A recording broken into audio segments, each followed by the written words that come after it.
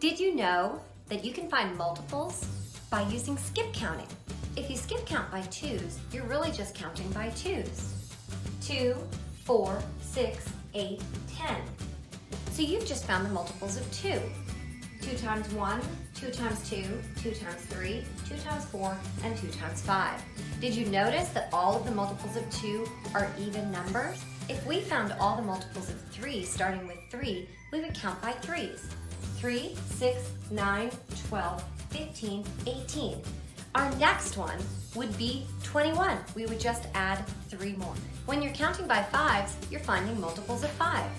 5, 10, 15, 20, 25. Did you notice that all of these numbers either end in 5 or 0? That means that I could pick a number way down the line, like 130, and I would know that it's a multiple of 5 because it ends in a 0. So remember, whenever you need to find multiples of a number, just try skip counting.